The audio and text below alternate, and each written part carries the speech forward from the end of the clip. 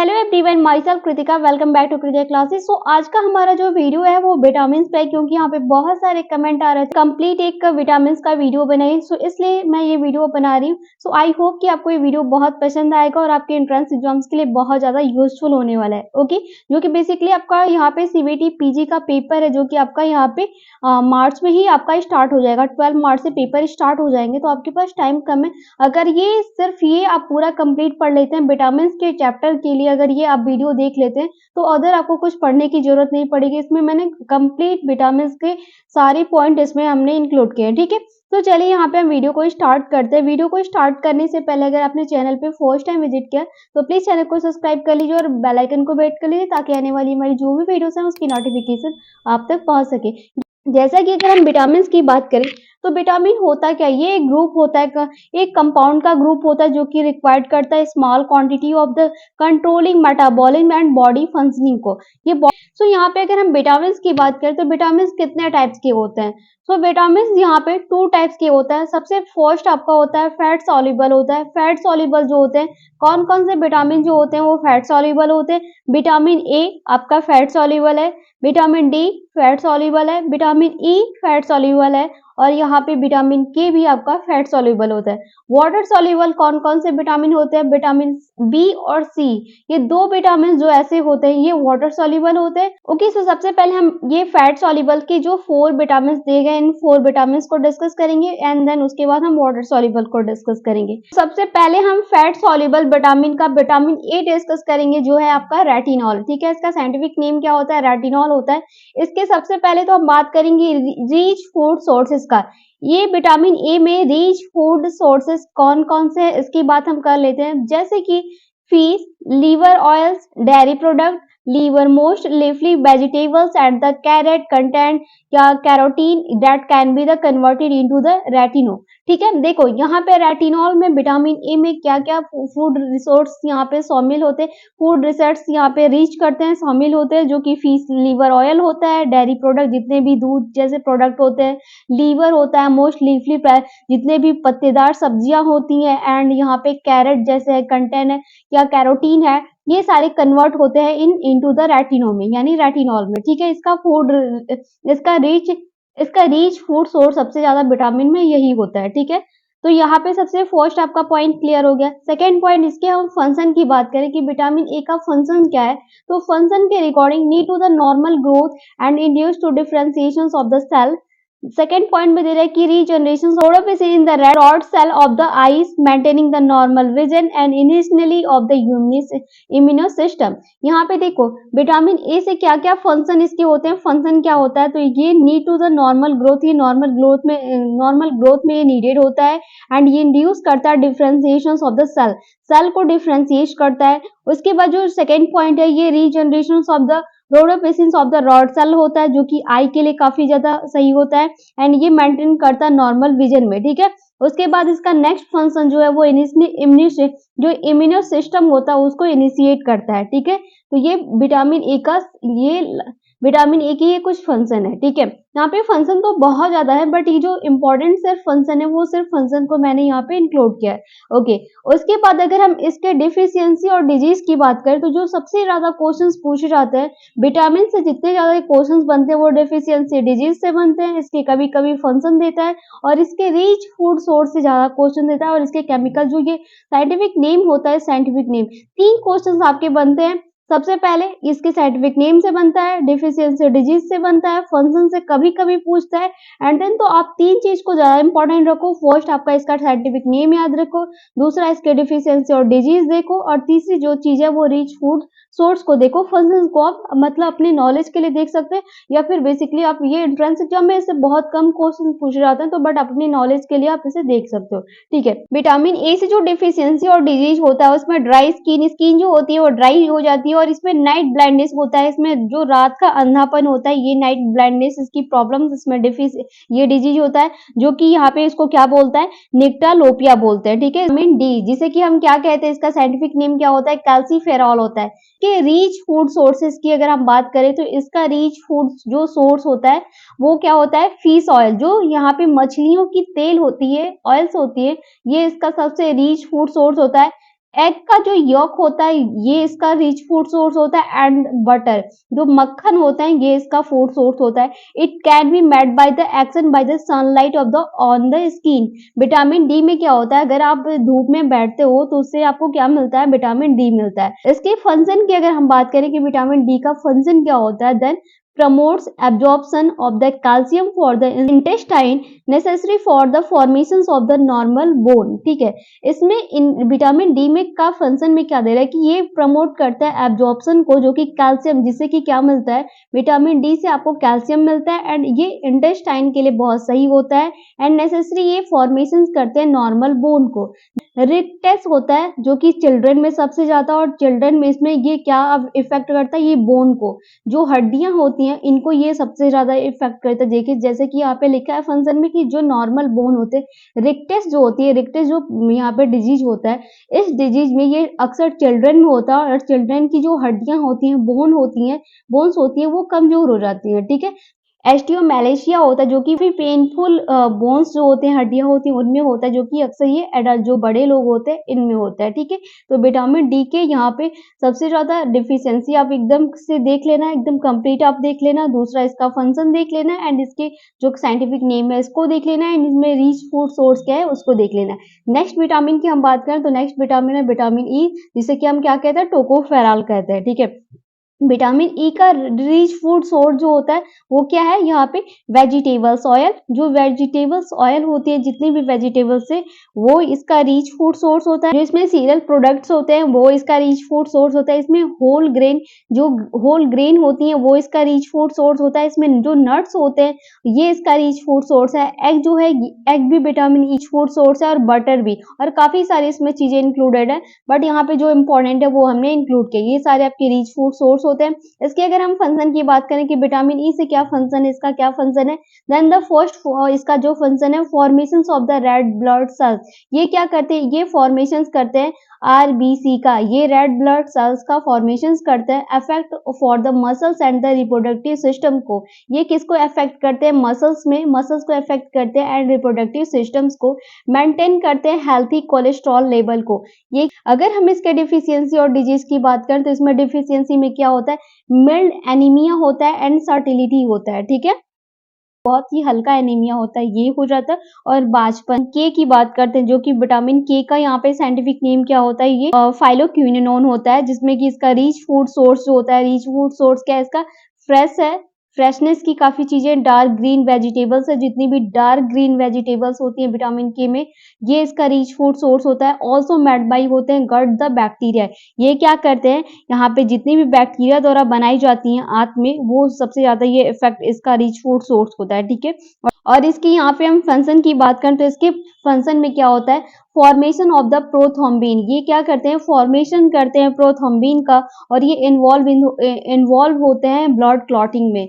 ये क्या होते हैं, ये इनका सबसे मेन फंक्शन यही होता है कि ये प्रोथ्रोम्बिन का फॉर्मेशन करते हैं और इन्वॉल्व होते हैं ब्लड क्लॉटिंग में। ओके, विटामिन के में। इसके डिफिशियंसी और डिजीज की बात करें तो इसका जो डिफिशियंसी ये डिजीज होता है, ये डिले क्लॉटिंग टाइम में occur in the new born baby before the their gut in the bacteria become the stabilised. ठीक है, कहने का मतलब ये है कि इसमें क्या होता है, ये थक्के बनने, जितने भी जो ये डिले करते हैं क्लॉटिंग टाइम में, जब ये ब्लड का क्लॉट बनता है तो थक्के बनने में देरी करते हैं, और जहाँ शिशु होते हैं उनकी आंत में बैक्टीरिया को स्थापित होने से पहले हो सकता है।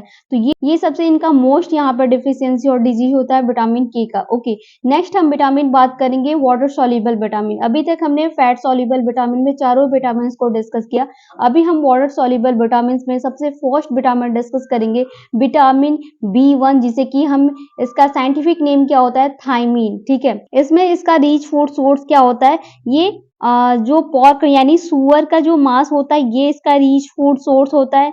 जितने भी अनाज हैं ये इसका फूड सोर्स होता है। जो नट्स होते हैं, मेवे होते हैं, ये इसका फूड सोर्स होता है। सीड, जितनी भी बीज होती हैं, ये इसका फूड सोर्स होता है।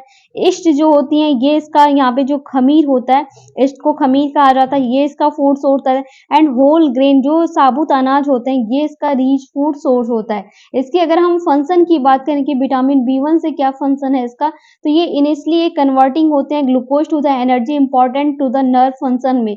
ये क्या करते हैं, इनमें क्या होता है कि जो ग्लूकोज में जो एनर्जी होती है उसे बदलने में जो आवश्यक यहाँ पे नर्वस फंक्शन होते हैं, इसके लिए बहुत ही इंपॉर्टेंट है, ठीक है। तो ये इसका मेन फंक्शन होता है। इसकी अगर हम डेफिशिएंसी और डिजीज की बात करें तो इसमें क्या होता है, ये बेरी बेरी की weakness of the lymph muscle, beriberi disease जिसको भी होता है उसमें क्या होता है, वीकनेस हो जाता है और लिम्फ मसल जो होते हैं वो काफी वीक हो जाते हैं। ओके, सो ये आपका विटामिन B1 से रिलेटेड कुछ पॉइंट थे। नेक्स्ट हम विटामिन डिस्कस करेंगे वाटर सॉल्युबल विटामिन का B2 को डिस्कस करेंगे, जो कि है आपका रिबोफ्लेविन है, ठीक है। रिबोफ्लेविन इसका साइंटिफिक नेम होता है, जिसमें कि इसमें सबसे इसके रिच फूड सोर्स की अगर हम बात करें तो ये इसका रिच फूड सोर्स क्या है, मिल्क है, ठीक है। मिल्क सबसे फर्स्ट इसका रिच फूड सोर्स होता है। मिल्क से जो प्रोडक्ट होते हैं ये इसका रिच फूड सोर्स होता है। लीफली वेजिटेबल्स ये इसका फूड सोर्स होता है, और जो एग्स होते हैं ये इसका फूड सोर्स होता है, ठीक है। इसके अगर हम फंक्शन की बात करें कि विटामिन B2 से क्या इसका फंक्शन है, तो ये इन्वॉल्व करते हैं, involve in the formation of RBC, ये इन्वॉल्व होते हैं और आरबीसी का फॉर्मेशन करते हैं, ठीक है। और ये मेंटेन होते हैं बॉडी टिश्यू में, पर्टिकुलरली ये skin and I initially for the metabolism के लिए होता है, जैसे कि कार्बोहाइड्रेट, फैट एंड लिपिड्स, ठीक है। तो ये इसका मेन फंक्शन होता है विटामिन B2 का। इसके अगर हम डेफिशिएंसी और डिजीज की बात करें तो इस पहले क्रैक्ड स्किन यानी फटी हुई जो त्वचा होती है, स्किन होता है, ये प्रॉब्लम हो जाती है, ये डिजीज होता है। दूसरा क्या होता है, धुंधलापन, यहाँ पे विजन यानी दृष्टि, जो काफी धुंधलापन दिखाई देता है, उससे ये सेकेंड डिजीज होता है, ठीक है। नेक्स्ट विटामिन है विटामिन B3, जिसका कि साइंटिफिक नेम क्या होता है, नियासिन होता है। और नियासिन में रिच फूड सोर्स क्या होते हैं, रिच फूड सोर्स होता है वो मीट होता है, होल ग्रेन होते हैं, यहाँ पे क्रियल्स होते हैं एंड बीन्स होता है। मतलब कि जो मांस होता है ये इसका रिच फूड सोर्स होता है। यहाँ पे जो साबुत अनाज होते हैं, होल ग्रेन होते हैं, वो इसका रिच फूड सोर्स होता है। जो अनाज होते हैं ये इसका फूड सोर्स होता है, और बीन्स जो होते हैं ये इसका रिच फूड सोर्स होता है विटामिन B3 का। इसके अगर हम फंक्शन की बात करें तो फंक्शन में क्या इंपॉर्टेंट है, important for the nervous system, ये इंपॉर्टेंट होते हैं नर्वस सिस्टम्स के लिए, and digestive system and skin health के लिए काफी इंपॉर्टेंट होता है विटामिन B3। इसका ये इंपॉर्टेंट फंक्शन होता है।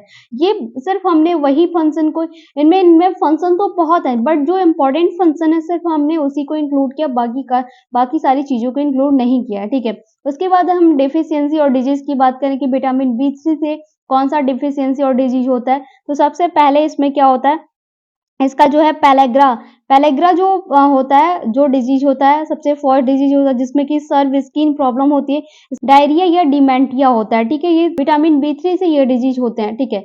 ओके, नेक्स्ट विटामिन की बात करें तो विटामिन B5 है, जिसका कि साइंटिफिक नेम क्या होता है, पेंटाथेनिक एसिड होता है, जिसका कि रिच फूड सोर्स की अगर हम बात करें तो होल ग्रेन होता है, क्रियल्स होते हैं एंड लेगुमस होते हैं, जो कि फलियां होती हैं, इसका रिच फूड सोर्स होता है। इसके फंक्शन की बात करें तो इसका जो फंक्शन होता है वो part of the an enzyme needed by the energy metabolism का होता है। इनका जो फंक्शन होता है वो एंजाइम पार्ट होता है, एंजाइम्स का जो नीडेड करते हैं एनर्जी मेटाबॉलिज्म को, ठीक है।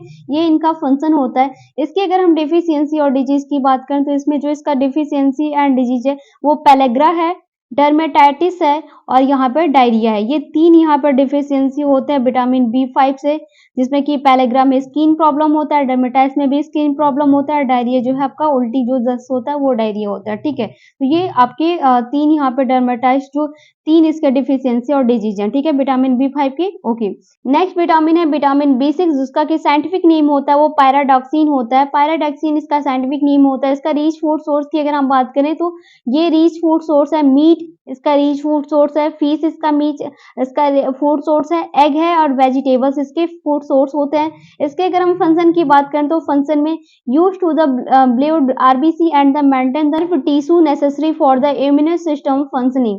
इसका क्या है, इसमें क्या होता है, जो आरबीसी से जो इनकी नर्वस टिश्यू बनते हैं उसको बनाए रखने के लिए इसका उपयोग किया जाता है, जिसमें कि इसकी जो इम्यूनो सिस्टम होती है उसके लिए ये बहुत ज्यादा इंपॉर्टेंट होता है, ठीक है। इसके अगर हम डेफिशिएंसी और डिजीज की बात करें कि इससे कौन कौन सी प्रॉब्लम्स होती हैं, कौन सा डिजीज होता है, तो सबसे फर्स्ट आपका प्रॉब्लम होता है स्किन प्रॉब्लम। जितनी भी स्किन प्रॉब्लम होती है, ये डिजीज हो जाता है विटामिन B6 से। और नर्व डिसऑर्डर होता है, ठीक है, जो नर्व डिसऑर्डर होते हैं ये विटामिन B6 से होते हैं, ठीक है। तो ये इसका बहुत ही इंपॉर्टेंट यहाँ पे क्वेश्चन देता भी है, अक्सर यहाँ पे इलाहाबाद यूनिवर्सिटी में जब क्वेश्चन देता है यहाँ पे एमएससी में तो देता है कि नर्व डिसऑर्डर जो होते हैं वो किस विटामिन से होता है, तो विटामिन B6 भी दे सकता है या फिर आपका इसका साइंटिफिक नेम भी दे सकता है। तो दोनों आप याद रखना, तो आपको कोई भी प्रॉब्लम नहीं होगी। ठीक है, नेक्स्ट विटामिन की हम बात करते हैं। नेक्स्ट विटामिन है विटामिन B9। विटामिन B9 क्या है? विटामिन B9 को यहाँ पे साइंटिफिक नेम होता है फॉलिक एसिड होता है। इसका रिच फूड सोर्स होता है वो लीफली ग्रीन वेजिटेबल्स होते हैं एंड लीवर होता है। ये क्या होता है? इसका रिच फूड सोर्स लीफली ग्रीन है, ग्रीन वेजिटेबल्स है, जितनी हरी पत्तेदार सब्जियां होती हैं ये इसका रिच फूड सोर्स है, लीवर है। उसके बाद इससे अगर हम फंक्शन की बात करें तो फंक्शन में क्या है? Necessary to the build acid which are the initially for the making new cells in the specially RBC. यहाँ पे इसका मेन फंक्शन क्या होता है? वो बिल्ड न्यूक्लिक एसिड को करता है एंड ये विच और द इनिशियल होते हैं making new sales for the specially RBC में रेड ब्लड सेल्स में। ठीक है, इसकी अगर हम डिफिशियंसी और डिजीज की बात करें तो इस विटामिन B9 से जिसमें कि फॉलिक एसिड की प्रॉब्लम हो जाती है उसमें सबसे फर्स्ट यहाँ पे सबसे इम्पोर्टेंट जो डिजीज होता है वो आपका एनीमिया होता है। एनीमिया में क्या होता है? एनीमिया में आपको यहाँ पे बॉडी में ब्लड की कमी हो जाती है जिसमें कि फॉलिक एसिड जो होता है वो बहुत ही इम्पोर्टेंट सोर्स है। जैसे कि फॉलिक एसिड है, आयरन है, यहाँ पे ये सारी चीजें जो है ये आपके एनीमिया में काफी फायदा करता है। ठीक है, जैसे कि अभी आप एनीमिया के लिए कोई मेडिसिन डॉक्टर प्रिस्क्राइब करते हैं तो उस मेडिसिन में जब आप यहाँ पे उसका ऊपर देखोगे केमिकल फॉर्मूला देखोगे तो उसमें कोई किसी भी मेडिसिन में फॉलिक एसिड, आयरन ये सारी चीजें इंक्लूड होती हैं। ठीक है, तो आप चाहे तो आप मेडिसिन से अपने प्रॉब्लम्स को, ये एनीमिया को खत्म कर सकते हैं, नहीं तो आप कोई भी लीफली ग्रीन यहाँ पे वेजिटेबल्स काफी इसके सूप बना के पी सकते हैं या फिर इसे खा सकते हैं, तो इससे आपकी प्रॉब्लम खत्म हो सकती है। अगर ये आपको मेडिकल से रिलेटेड कोई भी पॉइंट जानना है तो आप हमारे मेडिकल चैनल को ज्वाइन कर सकते हैं। उसका लिंक इस वीडियो के डिस्क्रिप्शन बॉक्स में मिल जाएगा या फिर हमारे अबाउट सेक्शन में मिल जाएगा। तो वहां से जाके आप मेडिकल से रिलेटेड जितने भी पॉइंट है ऑल पॉइंट वहां पर डिस्कस होती है, उस चैनल को भी आप सब्सक्राइब कर सकते हैं। ओके, वहाँ पे ऑल ये सारे इंपॉर्टेंट वीडियोस जो हैं वहाँ पे आपको मिलती जाएंगी। ओके, नेक्स्ट विटामिन है विटामिन B12 है जिसे कि साइनोकोबालामाइन कहते हैं, इसका साइंटिफिक नेम होता है। रिच फूड सोर्स की बात करें तो इसका रिच फूड सोर्स जो होता है वो मीट होता है, फिश होता है, एग होते हैं और वेजिटेबल्स जो होते हैं इसका फूड सोर्स होता है। इसके फंक्शन की बात करें तो विटामिन B12 का जो फंक्शन होता है use to the build RBC and the maintain the nervous tissue and necessary for the immune system and the functioning. ये इसका सबसे इंपॉर्टेंट फंक्शन होता है जिसमें कि ये क्या होता है? आरबीसी बनने के लिए जो इसकी नर्वस टिश्यू होते हैं उसको बनाए रखने के लिए इसका उपयोग किया जाता है और ये इम्यून सिस्टम के फंक्शन के लिए बहुत इंपॉर्टेंट होते हैं। इसके अगर हम डिफिशियंसी एंड डिजीज की बात करें तो इसमें क्या होता है? इसमें आपका बेसिकली स्किन प्रॉब्लम होती है और नर्व डिसऑर्डर्स होते हैं, ये प्रॉब्लम्स आपको इस विटामिन B12 में ये डिजीज होता है। ठीक है, ओके, नेक्स्ट विटामिन है विटामिन C जिसका कि साइंटिफिक नेम क्या होता है? एब्सॉर्बिक एसिड होता है। तो यहाँ पे बेसिकली वाटर सॉल्युबल में विटामिन दो ही है, विटामिन B और विटामिन C। तो लेकिन विटामिन B में जितने भी विटामिन थे, विटामिन B1, विटामिन B2, 3, 4, 5, 6 हमने ये ऑल डिस्कस किया। 12 तक हमने डिस्कस किया, जितने भी इंपॉर्टेंट विटामिन B1 से थे वो हमने डिस्कस, क्योंकि वो बहुत इंपॉर्टेंट है, उससे बार बार क्वेश्चन दिए जाते हैं। नेक्स्ट आपका विटामिन C है जिसका कि एब्जॉर्बिक एसिड का इसका रिच फूड सोर्स क्या होता है? ये हो यहाँ पे जो खट्टे फल होते हैं, सिट्रस फूड होते हैं, ये इसका रिच फूड सोर्स होता है, जैसे कि टमाटोस, लीफली वेजिटेबल्स, ये इसके यहाँ पे रिच फूड सोर्स होते हैं विटामिन B से। अगर आपको विटामिन C की प्रॉब्लम है तो आप खट्टी चीजें खाते हैं तो आपके लिए ये काफी ज्यादा फायदे होती है। ठीक है, इसके अगर हम फंक्शन की बात करें तो फंक्शन में ये क्या है? Protect the cellular function important for the immune system.